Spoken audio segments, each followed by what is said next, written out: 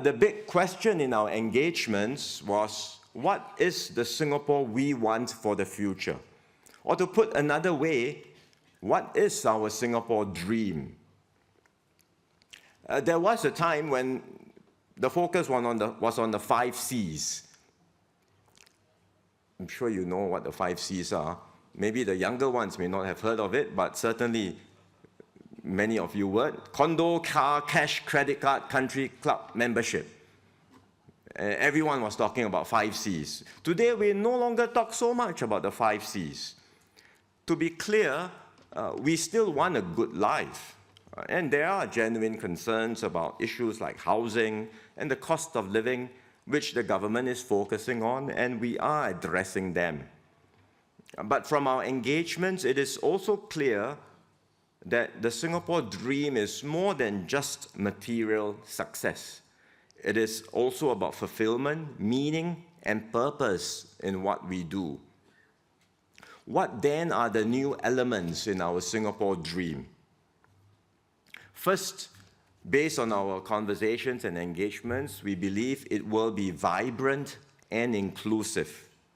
Vibrant because we want to ensure that there are continued opportunities for all Singaporeans to get good jobs, to enjoy better living standards over time.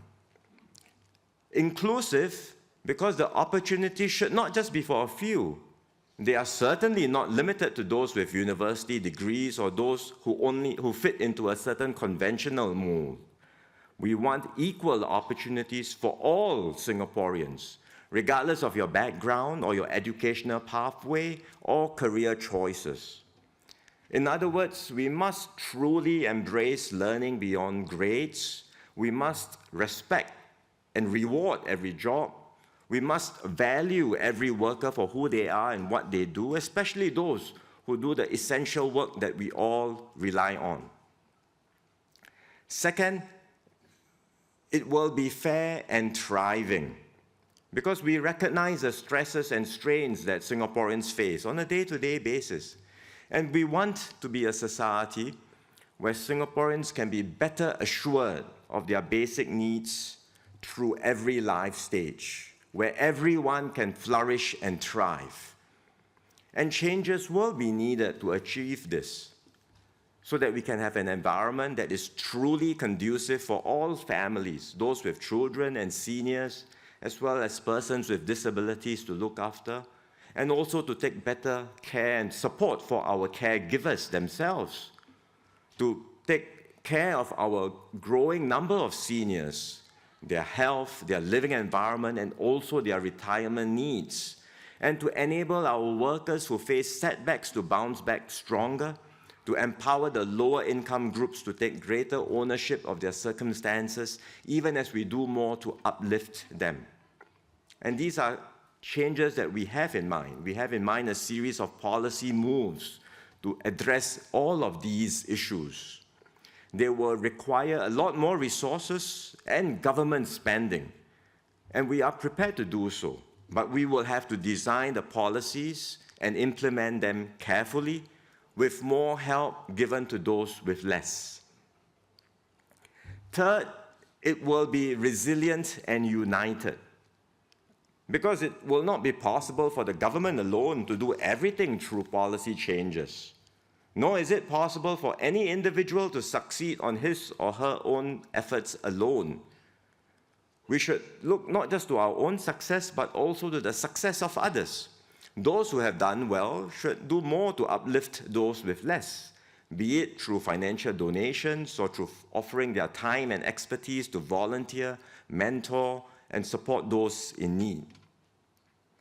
The bottom line is that we are much stronger when we work together, and that we truly achieve success only when we succeed together as a society and as a country. And so we must harness our collective efforts and energies to build a stronger sense of identity, solidarity, and unity, so that we are more resilient amidst adversity, so that we can build a better Singapore together, not just for today, but also for tomorrow. So these are the key ingredients in what we want the future Singapore to be: a more vibrant, a more equal, and a more united country. And that's why I firmly believe the refreshed Singapore dream is less about I, me, and mine. It's more about we, us, and ours. It's recognizing that we are not left to fend for ourselves, but that we are all in this together. That what we have here in this tiny little island of Singapore, while not perfect, is really nothing short of a miracle.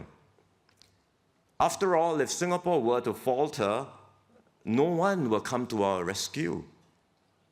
In the end, it's up to us, all of us here in Singapore, be it the government, employers, community groups, families, and individuals, all of us as Singaporeans, to work together and to keep this miracle going for as long as we can.